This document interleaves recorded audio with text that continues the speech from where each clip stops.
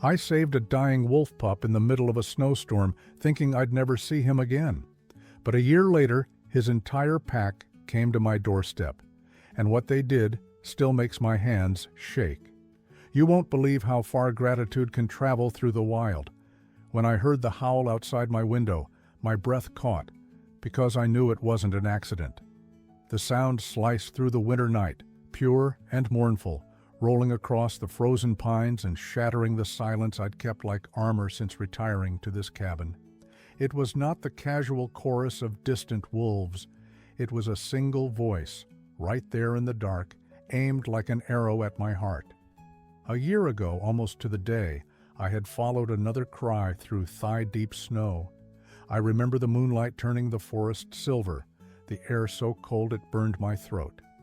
I thought I'd find a wounded deer, maybe finish its suffering. Instead, curled in a hollow of drifted needles, I found a wolf pup no larger than a farmhouse cat, his fur stiff with ice, his breath a frail plume. One eye was glued shut, the other flickered on me in quiet panic, as if already weighing whether a human could be trusted with his last minutes.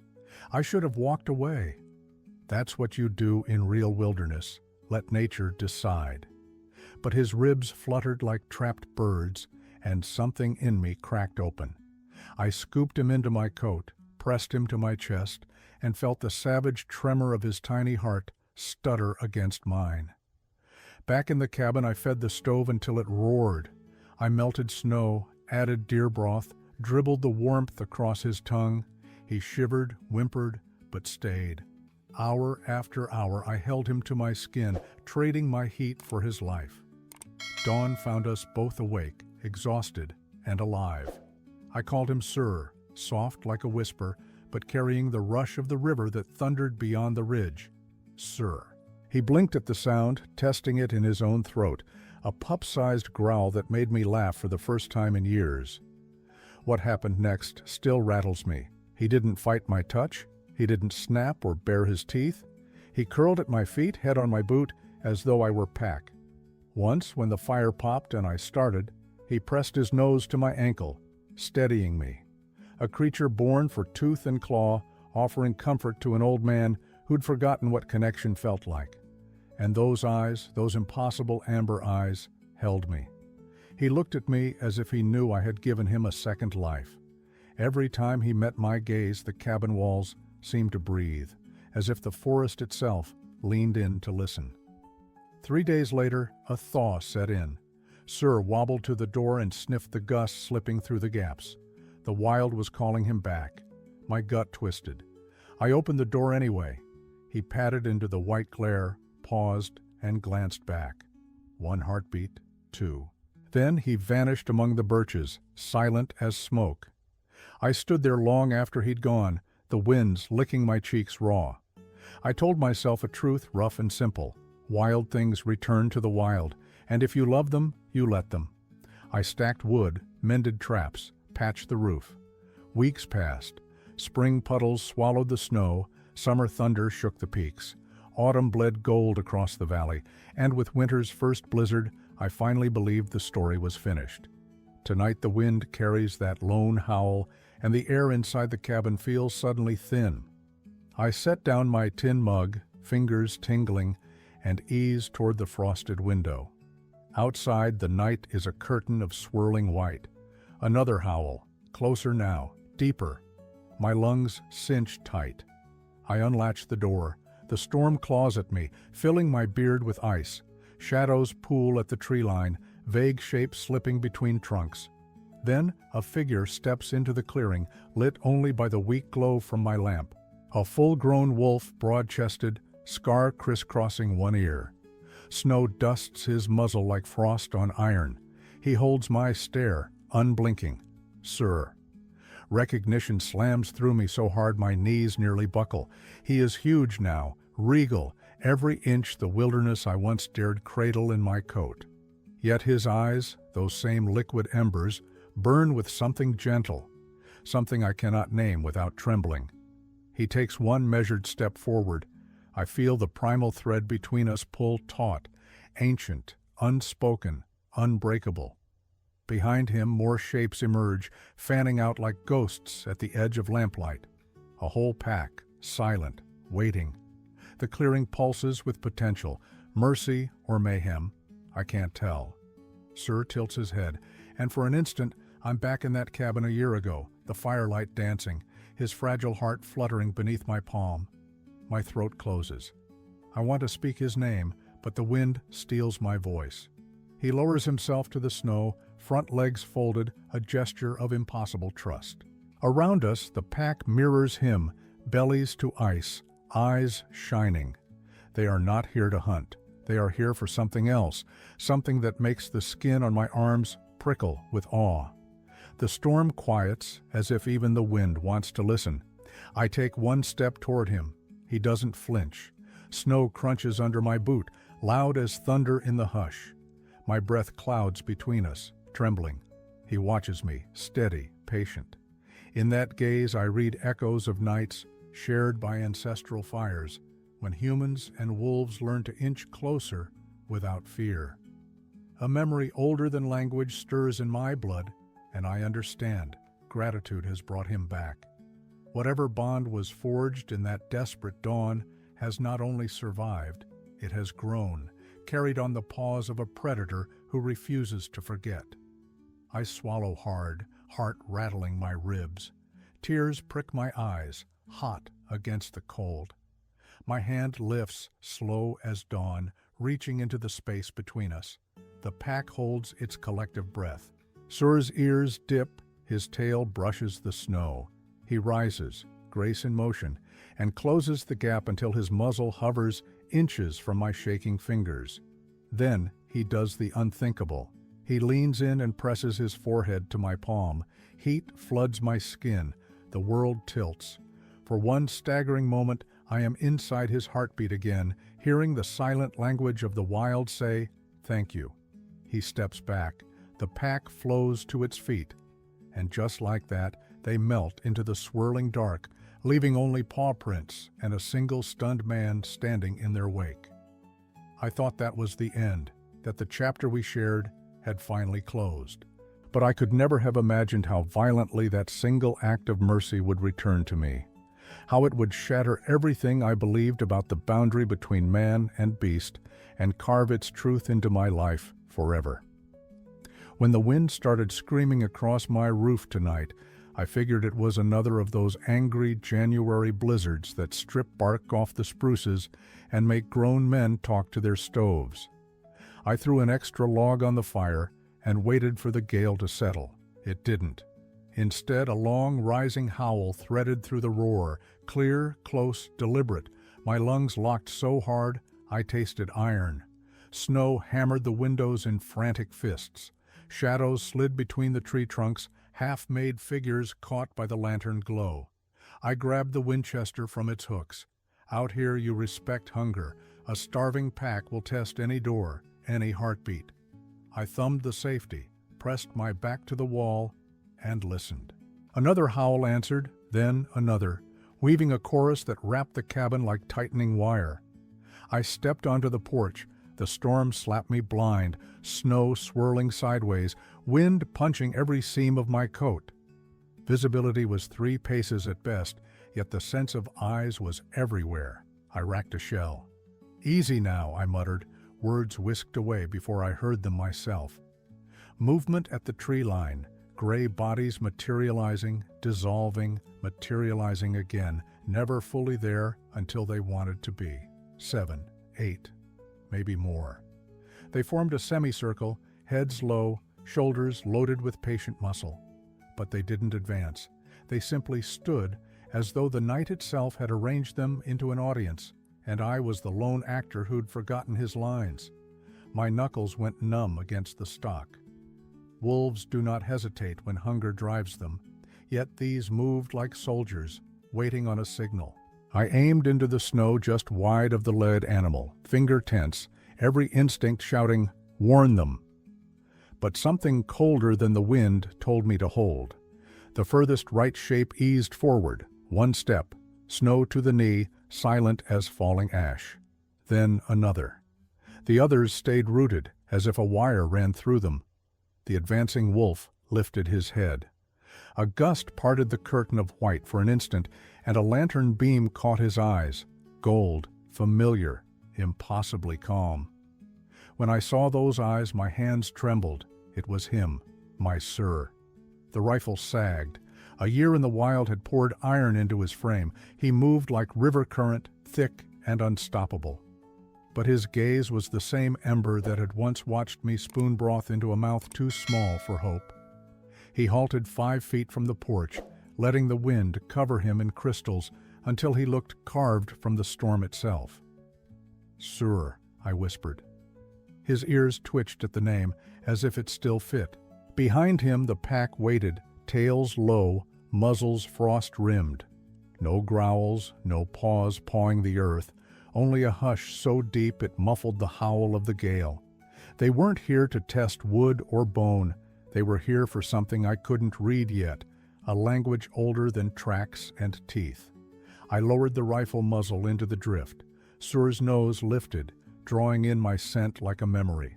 He took another step, slow, deliberate. My pulse hammered against my temples, part terror, part awe. Every survival lesson I'd drilled into my bones screamed distance. Every human ache for meaning tugged me closer. Snow surged across the porch boards. He reached the first step, sat, and looked up at me the way he had looked from my boot that first night, steady, searching, unafraid. The pack adjusted but didn't break formation.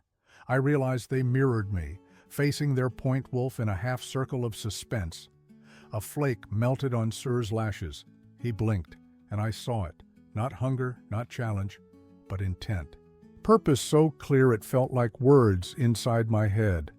"We remember." My throat closed. I wanted to step down, to bridge the last sliver of space and press my palm to that familiar brow, but cold common sense glued my boots. The wind shifted. Sur's ears flicked. He turned halfway, a silent order rippling through fur and muscle. The pack pivoted as one body, snow flying from tails, and began to fade back into the timber. Sir lingered, eyes on mine, until the dark almost swallowed him. Then he rose, gave a single breath of a howl, softer than before, almost intimate, and melted into the storm. For a full minute I stood frozen, rifle useless, heart sprinting. The yard was empty, yet electricity still sparked in the air, the afterimage of something holy. Wolves at the door, and not a drop of blood spilt. Gratitude, not hunger. A message delivered, though I could barely grasp its shape. I let the Winchester hang limp and stepped back into the cabin. The fire hissed like it too had been holding its breath. I bolted the door, though the gesture felt silly now, and pressed my palm to the wood where Sur's eyes had met mine. It pulsed with heat, as if the touch had seared through. Maybe that was the end of it. Maybe the storm carried them miles away even now, and the world would tilt back to ordinary come dawn. I almost let myself believe it. But deep in the forest, a single note rose, short, bright, unmistakable, and I knew the night was not finished with me yet. The next night the storm calmed, but something heavier than weather pressed against the walls. I slept in broken fragments, one ear tuned to the forest. When a faint thud shook the porch before dawn, I sat upright. No wind throws weight like that. Lantern in hand, rifle slung but forgotten, I cracked the door. Snow drifted in moon-pale waves, and there, half in shadow, stood Sir. Frost glittered on his shoulders. His breath rose in thick plumes. Between his jaws he dragged a dark, massive shape. At first my fear called it a man. Then my reason called it a bear. But when he heaved it fully into the light, I saw slender legs and hooves splayed like fallen antlers. A deer. Fresh slain, no rigor yet, heat still seeping into the night air. Blood glistened, but did not spill. The wound at the throat was precise, almost surgical. He nudged the body forward until it rested against my porch steps, then backed away one slow pace. The pack ghosted from the trees, arranging themselves in that same quiet half-moon, sentinels carved from dusk. Not a growl, not a snap of teeth. They watched me the way parishioners watch a priest lift a chalice. My pulse thudded in my ears. Gifts do not exist in the vocabulary of predators. Yet here lay a winter's fortune of meat, delivered without demand, steam coiled from the deer's hide.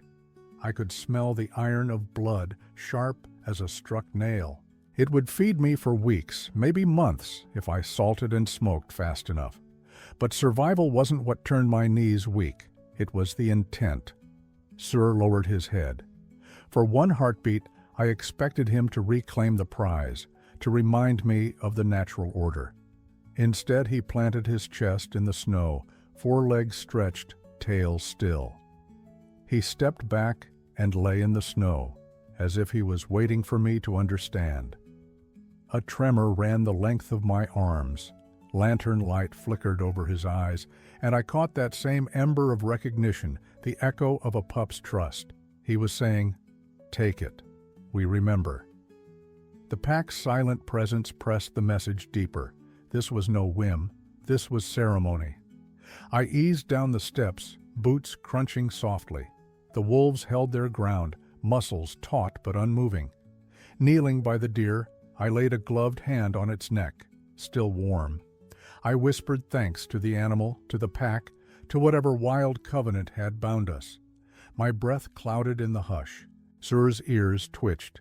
He rose, but only to sit, regal and steady, like a scout reporting victory. Wind worried my coat, otherwise the night was heartbeat quiet. I reached toward him, palm out. He didn't close the gap, didn't need to. The trust between us stretched invisible, humming. Minutes passed, an eternity suspended on the edge of instinct, before Sir gave a single nod of his great head. As one, the pack turned. Snow sprayed under lean paws, and they slipped into the trees, shadows swallowing shadows until only the silver scars of their tracks remained. I stood alone with the deer, lantern hissing. My chest swelled with a feeling I hadn't worn since boyhood wonder, something larger than gratitude, smaller than worship, balanced exactly between. I hauled the carcass onto the porch, muscles straining, and laid it where the cold night air could keep it from spoiling till dawn. Inside, the cabin felt too small for what had happened, the rafters too low to hold the enormity of that wordless exchange. I poured a finger of whiskey, watching it tremble in the glass like liquid ember.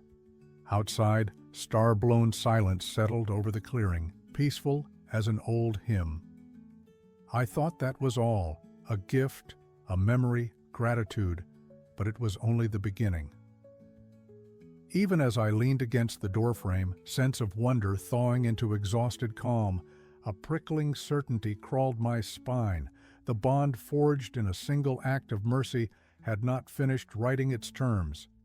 Somewhere beyond the tree line, paws were still moving, plans older than fire still unfolding, and I, an aging hermit with shaking hands and a brimming heart, had just been invited deeper into a story the wild was not done telling.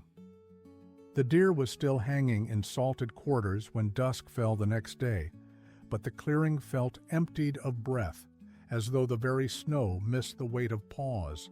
Not a single track marred the yard. Wind had combed it clean. I almost convinced myself the night before was a fevered dream spun from cabin fever and too much whiskey. Almost. Because after moonrise the howling began again. It started low, distant rolls that shivered the window glass, then resolved into that same solitary voice that knew my name without speaking it. My chest tightened. I set down my knife, wiped brine from my hands, and stepped onto the porch with the lantern. The beam skated across blue drifts, caught on ice-sheen trunks, and finally snared a shape halfway between house and forest. A dark mound lay on the snow, huge, motionless. My breath fogged the glass chimney as I inched closer. The smell hit first, musk and earth, and something old as thunder. Bear. A whole bearskin, ragged at the edges, skull cleaned, paws intact, laid out like a blanket at my threshold. I stared so hard my vision blurred. Someone, no, something, had stripped this grizzly clean and carried the hide miles through waist-deep powder only to set it here, perfect as an altar cloth. Behind the hide, wolves emerged one by one, fanning into that quiet semicircle. Sur led them, head high, nose wet with starlight. The wind worried the long guard hairs on his shoulders, but he held steady, waiting. My knees shook so badly I gripped the doorframe. They were bringing me gifts as if I were something more than a man. I knelt, heart banging. The bearskin's claws gleamed dull silver. The scent of cedar smoke still clung to the fur. This Bruin had wintered close. A trophy any hunter would mount, yet here it was, surrendered without claws. Sur chuffed once, soft. The pack's eyes glittered like embers caught in frost. I understood. They had paid their debt in meat. Now they brought tribute, in danger conquered, protection offered back to its giver. My throat burned. I rose, crossed to the meat pole, and carved 2 heavy strips of venison. Hands trembling, I laid them on the snow midway between porch and wolves, then stepped back, palms open. My pulse roared in my ears. Every survival rule said, never feed predators. But trust had already broken those walls. For a breath, the wolves held still. Then a young gray, scar over his muzzle, paced forward, seized a strip, and retreated without a whisper of teeth. Another followed, and another, each lifting the meat like sacred bread, never once brushing my boots. Sur came last. He paused over the remaining strip, glanced at me, and in that glance I felt the circle close. Gift for gift, life for life. He took the venison, wheeled, and padded to the line of trees. The pack melted after him, silent ripples fading into black pine. I exhaled so long my ribs ached. The yard lay deserted again, but awe hummed in every shadow. I dragged the bearskin onto the porch, fingers sinking into coarse fur, and spread it before the door like a sentry. The claws clicked on the boards, a warning to anything that meant harm, a promise to anything that meant grace. Inside, the cabin smelled of iron and spruce sap. I added a log to the stove, watched sparks spiral. My hands still quivered, not from cold, but from the reverence of being chosen for a covenant I hadn't known existed. If it had happened only once, I could have called it coincidence. A hungry winter, a lucky kill, an animal's odd whim. But twice? 2 nights, 2 offerings, each heavier with meaning than the last. This was no accident. It was a language, patient and relentless, carving itself into my days. The wild was speaking, and I was only beginning to learn the alphabet. I rolled the bearskin tight, set it by the hearth, and sat listening to the hush pressed against the windows. Somewhere beyond those panes paws tread snow with purpose only they understood. And somewhere inside my chest, an echo answered, ready, terrified, and aching for whatever message tomorrow night might deliver. I barely slept the following 24 hours. Every creak of the rafters, every moan of the wind, felt like paws returning. By dusk, I'd paced trenches in the cabin floorboards and reheated coffee I never drank. The bearskin lay by the hearth like a silent oath, its dark eye sockets trained on the door. Snow began to fall again, soft this time, lazy spirals beneath a bruised sky. I stepped onto the porch, lantern raised, and waited. The hush was so deep I could hear my pulse rattling the globe glass. Then, as midnight tipped, shadows rippled at the tree line and resolved into wolf shapes gliding over the drifts. Third visit. They spread out in the familiar half-moon, but tonight, no deer dragged behind them, no shaggy hide. Empty-mouthed, they looked almost casual, yet the air thrummed with purpose. Sur moved ahead, fur haloed with snow dust, and this time he did not stop 10 paces out. He came all the way to the bottom step, close enough that I could see frost crystallized on his whiskers. Something small glinted between his teeth. My fingers tightened on the porch post. A bone? A shard of antler? He lifted his muzzle, met my eyes, and eased the object onto the top plank with delicate precision. Then he took one step back and sank into the snow, forelegs stretched, amber gaze steady.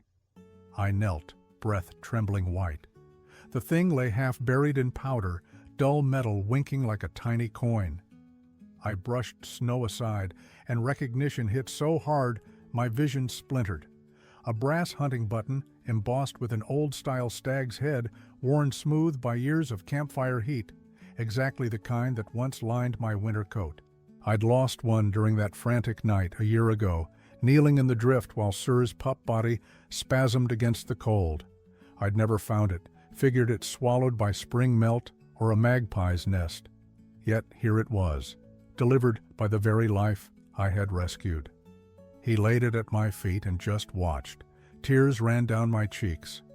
Not the hot tears of pain, but the stunned, helpless kind that come when the world proves it remembers more than you dared hope. The button weighed less than a feather, but it carried every shiver, every whispered prayer from that night in my cabin when death and life wrestled on my hearth. Wind combed Sir's fur. His ears flicked, but he held the pose, waiting for me to see the whole of it.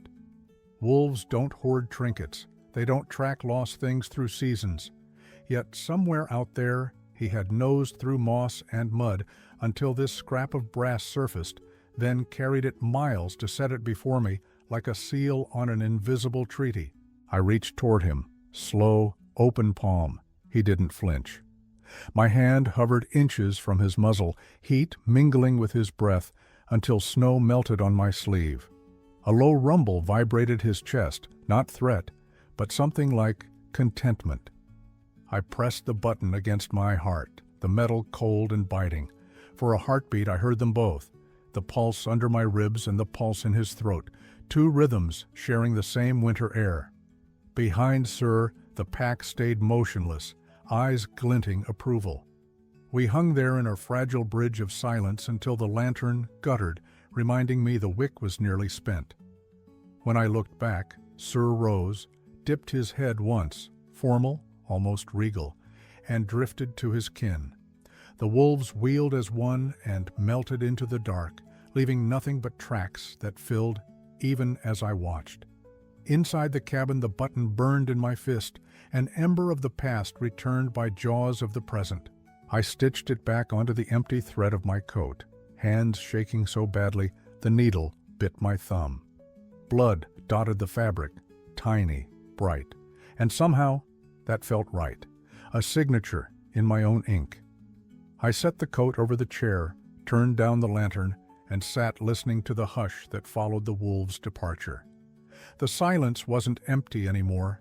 It thrummed with a promise that the line between us would keep thinning, visit by visit, gift by gift, until maybe nothing stood between man and beast except a single heartbeat of understanding.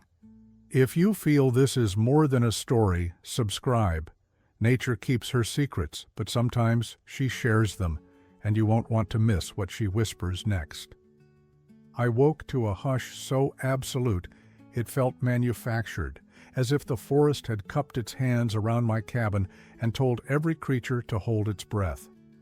Dawn had not yet cracked, but the snow outside shimmered faint blue, bright enough to reveal movement.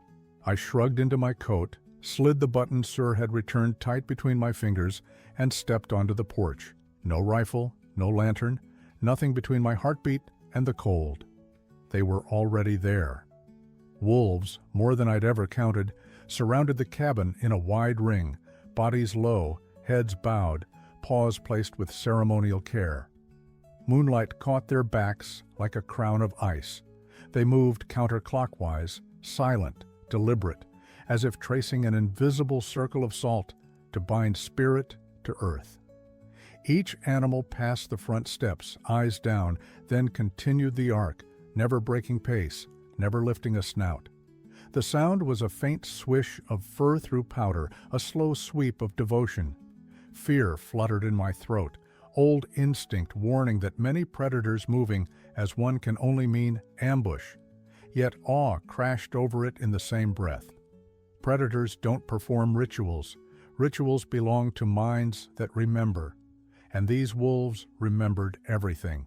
One by one they filed past, each leaving a single paw print clearer than a signature. My breath plumed white. The night exhaled frost. I didn't dare step down, afraid to break whatever fragile sanctity bound them to this moment. Instead, I pressed a hand flat to my sternum, feeling the brass button burn against skin. When the last wolf reached the far side of the clearing, the circle closed like a completed sentence. They halted. Snow settled on their backs, unshaken. A pause stretched. 10 heartbeats, maybe 20. Then the pack turned as one and began to flow toward the trees, their departure as fluid as their arrival, silence knitting itself back together behind them. All except one. Sir stood halfway between porch and forest, tail low, ears canted forward, gaze fixed on me. He neither advanced nor retreated, just watched. The distance was close enough that I could see the gentle ripple of his breathing, the tiny quiver in his whiskers. My chest tightened. I took a tentative step off the porch, boots sighing into soft drifts. Another step. He didn't move. 2 strides away now, close enough to feel the heat bleeding from his body into the frigid air. The moon caught the faint scar on his ear, a white line etched by survival. My hand lifted, palm outward. He lowered his head, but not in submission, more like acknowledgement, a calm acceptance that we occupied this sliver of night together by deliberate choice. Fear throbbed in me, raw knowledge that a single snap of that powerful jaw could break bone, but reverence rose with equal force. 2 opposing currents collided, sending shivers skittering up my spine. I swallowed, unsure which tide would win. Sir's ears flicked back at some distant rustle, his pack waiting beyond sight. For a breath he looked torn, front paw lifting as if to follow. Then he planted it, turned his eyes on me one last time, and in those golden depths I read a sentence older than language. Remember. Without a sound he pivoted, loped toward the tree line, and disappeared into the birches. Snow shook loose from branches in a hushed applause. The clearing emptied, the hush dissolving into ordinary winter night. I stood alone under the paling moon, knees weak, lungs burning with the cold, and with something hotter, gratitude so fierce it almost hurt. Around the cabin, the perfect circle of paw prints glowed, a ring of stories stamped into snow that would not last past the next wind, and yet would outlive me all the same. Back inside, I leaned against the closed door, letting my pulse slow, letting the stove's heat lick sensation back into fingers. My coat felt heavier now, as if the single returned button anchored the whole garment to a different reality. I traced its cool surface, remembering the tiny jaws that once clamped it tight, the trembling heart I had held to my own. I thought that was the end, a farewell, a benediction, a closing of the wild's ledger, but I was wrong. A week slid by in white silence. I chopped wood, salted the last of the venison, tried to stitch my nerves back together. By day 3, I felt steady enough to hike the south ridge for fresh snares. Fresh powder lay smooth as parchment, but halfway up the trail, I noticed twin sets of paw prints ghosting my boot tracks. Wolf, full grown, pacing my stride but never crossing it. I knelt, pressed a glove into one print. The edges were crisp, minutes old. When I rose, a hush settled over the trees as if someone had set down a glass bell. The next morning, the same thing. My outbound prints followed by theirs, always one pace to the left, one pace behind. Day after day, the pattern repeated. They never approached, never showed a whisker, but the message felt loud as a shout, "We are here." At night, when the stove snapped and the wind moaned, I pictured gray sentinels drifting along the timberline, matching my heartbeat to their silent patrol. On the 5th day, I strapped on snowshoes and cut deeper than usual, hunting rabbit sign near a frozen creek. The sky was a dull pewter bowl, snow shadows long and blue. That's when the woods went dead quiet. No chickadee, no pine squirrel chatter, just a hush thick enough to smother breath. My skin crawled. I pivoted, and a young black bear shouldered out from behind a spruce, less than 20 feet away. A spring cub grown reckless over winter, ribs showing under a mangy coat, hunger glowing hot in its eyes. It huffed, jaw popping, and lunged a half step. I raised my arms, shouted, tried to look bigger, but my voice hit the stillness like a dull axe. No rifle today, too heavy for trap checking. The bear dropped to all fours, claws rasping ice. One more bluff, and it would commit. Then the tree line exploded. Wolves poured from every direction, snow geysering under their paws, 5, 6, maybe more, fanning into a moving wall between me and the bear. Sir led them, shoulders rippling, teeth bared in a low, rolling snarl that vibrated the air. The bear reared, swatted claws at nothing, but the wolves closed ranks, snapping inches from its flank, forcing it backward. I could smell wet fur and musk, hear the clack of ivory on ivory. The bear's bravado bled out fast. It wheeled, crashed through alder scrub, and thundered up the slope, showering bark in its wake. Silence rushed back, broken only by my ragged breathing. The wolves turned as one to face me. No growls now, only watchful eyes. They had been guarding me. They knew I was one of theirs. The realization struck so hard, my legs nearly folded. Sir padded forward, stopped just out of arm's reach, and looked at me the way a trail partner checks for injury, steady, unblinking, waiting for a sign. I managed a shaky nod. His ears flicked, satisfied. With a soft woof he spun, and the pack melted into the trees, snow settling behind them like a closing curtain. I sank to my knees, palms buried in the cold, lungs burning with a cocktail of terror and reverence. For minutes, I just listened, to nothing, to everything. Somewhere far off, a jay screamed, life seeped back into the forest, and I understood the prints that had mirrored my steps all week. An escort, a shield I hadn't earned, yet somehow possessed. Back at the cabin I hung my coat, the brass button warm against my heartbeat, and replayed the scene 1,000 times. Each memory loop tightened the bond until it felt woven into bone. The wild had wrapped a circle around me, paws instead of fences, and within that circle, I was safer than any hunter's bullet could promise. If your heart is racing right now, you understand. Subscribe. Nature is still speaking, and the next whisper might change everything. Spring announced itself the way it always does out here, quiet at first. A loosening drip under the eaves, a darker stain along the southern flank of every spruce, the faintest scent of thawed earth rising through crusted snow. I patched traps, mended fence posts, and tried to live my life as though it hadn't been repurposed by wolves. But every melt crack in the ice, every distant snap of branches, still reached me as a language I was learning to speak. When the sun finally stood higher than the ridge at noon, I felt a tug as unmistakable as hunger. The ravine, the place where a year and some months ago I'd knelt in wet needles and pressed a dying pup to my chest. I strapped on snowshoes, there was still 2 feet of brittle white in the shade, and set out before dawn, following the creek upstream, breath turning to pure silver in the chill. The forest had changed coats, conifers slick with meltwater, alders showing fragile buds like pinpricks of green flame. Yet the path knew me. I reached the ravine by mid-morning, sunlight spilling over the lip in molten sheets. My shadow lay long on the drifted floor, pointing to the exact hollow where Sir had shivered out his first night of second life. And there, right where his ribs once pressed against frozen earth, lay a single bone. Worn gray by seasons, polished smooth at both ends, it resembled a flute carved by ancient hands. Not scavenged, not scattered, but placed, aligned north-south halfway between moss and air, as deliberate as a signature. I crouched, heart thumping. Wolf femur. Too thick for a deer, too pristine for a leftover kill. If time could write a letter, this was its pen laid on the page. I reached out, then froze at a sound that made marrow vibrate. A lone howl, high and slow, rolled across the treetops behind me.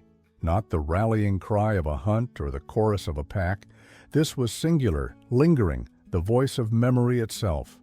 It climbed, held, then broke into silence that felt bigger than the sky. I turned but saw only trees, their black trunks striped with snowmelt. No flicker of gray fur, no flash of amber eyes, just the echo reverberating inside my chest. I eased down to sit beside the bone. Black soil peaked where my weight collapsed the crust, the scent of thaw sharp and living. My gloves came off. Fingers shook as they wrapped around the relic, warm from sunlight, lighter than I expected. A year ago I'd carried flesh and heartbeat. Now I cupped what remained when the touchable leaves. I couldn't tell whose bone it had been, one of the pack, a distant ancestor, maybe a wolf who'd never known my name. Yet the intention was clear. Here is our truth, carried through winter to your hands. Keep it. Remember. My eyes blurred. I leaned against the bank, snow seeping through wool, and let the weight of everything descend. The first night in the cabin, Sir's pulse fluttering under my palm, the deer laid at my door, the bearskin, the button, the silent circle around my home, wolves ghosting my trail to shield me from claws and teeth, a wilderness that somehow decided I deserved guardianship I hadn't earned. Tears came without heat, clean as meltwater. They ran into my beard and froze at the edges, tiny prisms on gray hair. I wasn't weeping for sorrow. I was weeping for the impossible arithmetic of kindness, for the notion that a mercy given once can ripple, gathering momentum until the world itself bends differently around you. Snowmelt trickled somewhere beneath the crust, the forest breathing in a cadence older than language. I don't know how long I sat. The sun climbed, shadows shrank. The bone grew warm enough to feel like living flesh. At last I tucked it inside my coat, right against the brass button Sir had returned, letting them touch, metal and bone, memory and promise, stitched now to the beat of my heart. Silence lingered, but it had changed timbre, no longer empty, but resonant. The hush after a choir finishes its last note. I rose, brushed slush from my knees, and looked back across the ravine one final time. No movement, no eyes in the brush. Yet I felt watched, not with hunger, but with a patience that trusted me to understand. On the hike home, I kept finding tracks paralleling mine, a day old, maybe two, melting at the edges, yet unmistakably wolf. Each time the trail veered into thicker trees, the prints mirrored my choice, as though an unseen compass aligned us. I didn't quicken my pace. I didn't raise my guard. The forest and I were moving in the same pulse now. Near dusk, when my cabin roof finally came into view, smoke curling lazy from the stovepipe, icicles weeping in sunlit tears, I realized I was ready to live among people again, but never apart from this covenant. The bone would stay on my mantle, the button stitched permanent, the bearskin at the door. And when the night winds carried howls across the valley, I would answer in the only way a man can, by remembering. I stepped onto the porch, opened the door, and the warm breath of cedar and iron welcomed me home.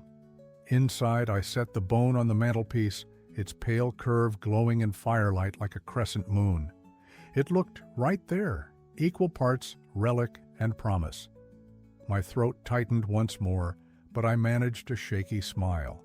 I had been the witness. Now I was also the keeper. If you too have met wonder in the wild, write it below. Let the world know it still happens. If you also believe animals remember kindness, type, animals remember good.